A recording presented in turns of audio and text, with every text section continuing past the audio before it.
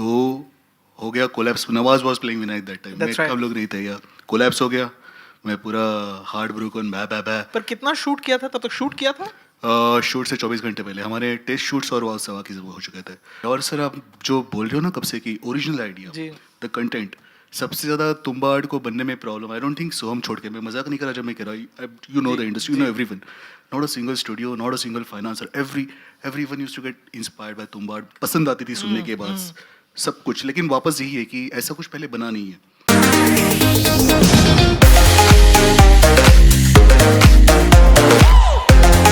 Hello guys, welcome back to my channel mostly Vijay. This is Vijay और आज मैं एक ऐसी मूवी के बारे में बात करूंगा जिसने भले ही बॉक्स ऑफिस पे कई सारे पैसे नहीं कमाए बट इंडिया के लोगों के दिल जरूर कमाए हैं.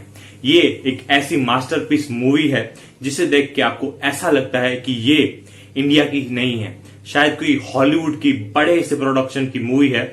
ये आपको देख के लगता है. सो आज मैं इस मूवी से जुड़े कई सारे राज, कई सारे फैक्ट्स, कई सारे बिहाइंड द सीन्स सीक्रेट्स आपके साथ शेयर करने वाला हूं. सो अगर आप एक गुफा में रह रहे थे और आपने तुम्बाड़ नहीं देखी है तो जल्दी से जाके तुम्बाड़ देख लीजिए, क्योंकि इस वीडियो में कई सारे मूवी के स्पॉइलर भी हो सकते हैं और आप मेरे रिव्यू को भी देख सकते हैं, क्योंकि मैंने तुम्बाड़ मूवी का रिव्यू भी किया है जो आप मेरे चैनल पे देख सकते हैं.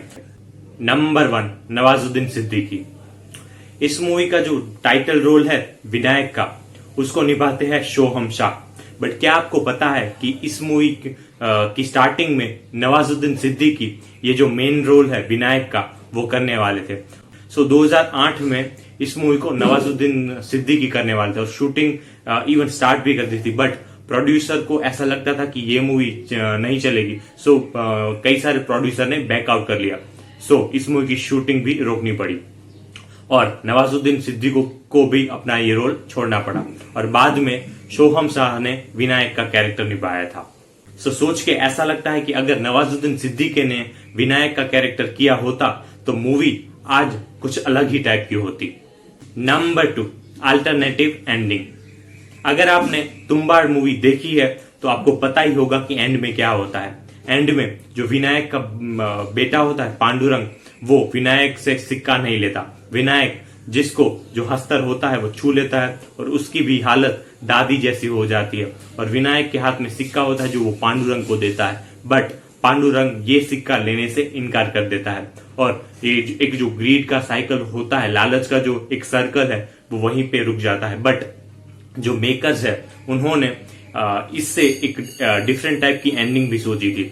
उसमें ऐसा होता है कि जो विनायक सिक्का देता है पांडुरंग को, वो ये सिक्का ले लेता है और जो ग्रीड का सर्कल है वो चलता रहता है और पांडुरंग विनायक को घसीट के कहीं पे ले जा रहा है, शायद घर पे, और उसकी जो हालत होती है वो एकदम दादी जैसी हो जाती है. और मेरे नजरिए से ये एंडिंग देखना भी काफी इंटरेस्टिंग होता.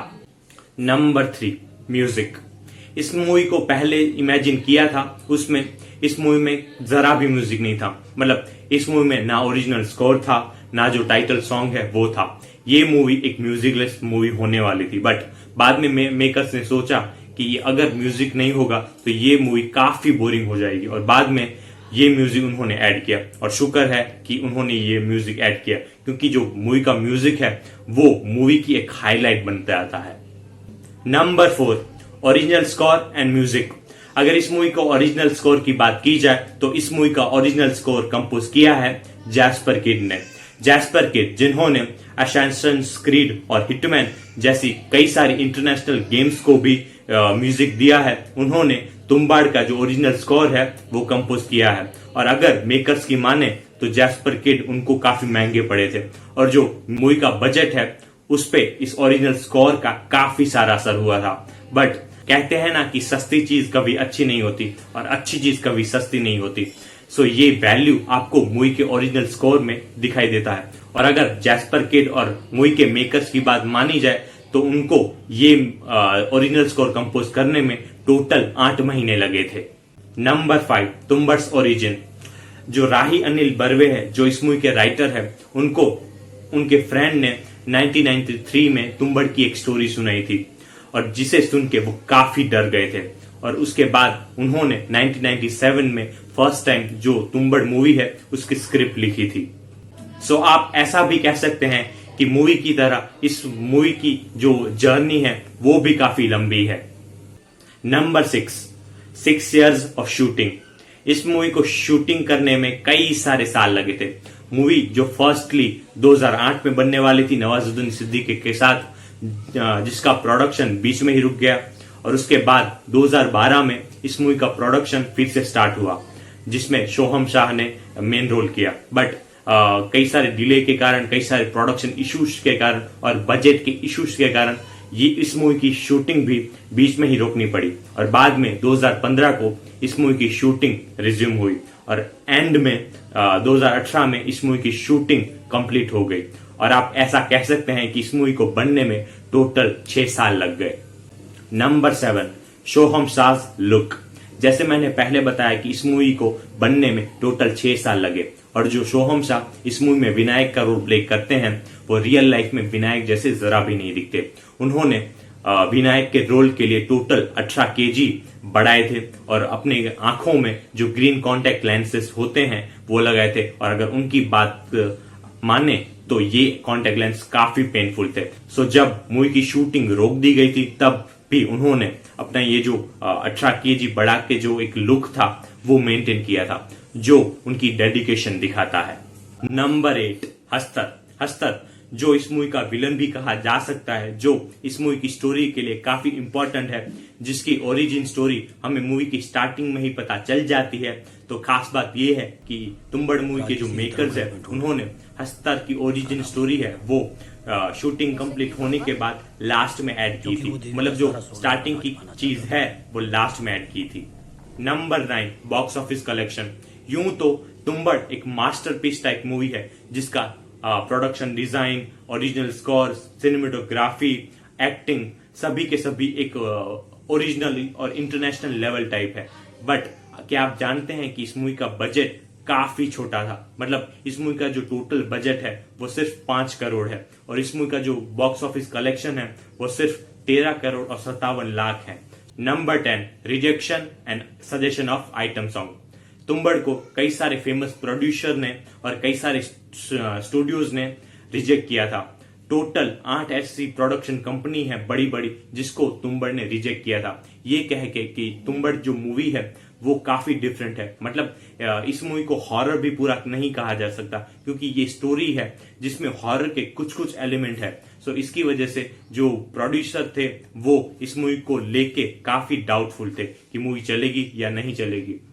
सो मूवी को इंटरेस्टिंग बनाने के लिए कई सारे प्रोड्यूसर ने तो ऐसा भी सजेस्ट किया था कि इस मूवी में एक आइटम सॉन्ग डाल दो, कई सारे और सॉन्ग डाल दो। बट जो मेकर्स थे वो एक डिफरेंट टाइप की मूवी बनाना चाहते थे कि जिसमें तुम्बड़ जैसी मूवी में आइटम सॉन्ग की जरा भी जरूरत नहीं थी। सो कभी कभी ऐसा भी दिमाग में आता है कि अगर तुम्बड़ जैसी मूवी में आइटम सॉन्ग होता तो पता नहीं मूवी कैसे ही बन जाती। Number 11 Venice international film critics week. Tumbbad एक इकलौती ऐसी इंडियन मूवी है जिन्होंने वेनिस इंटरनेशनल फिल्म क्रिटिक्स की जो ओपनिंग है उसको प्रेजेंट किया था। Number 12 original length.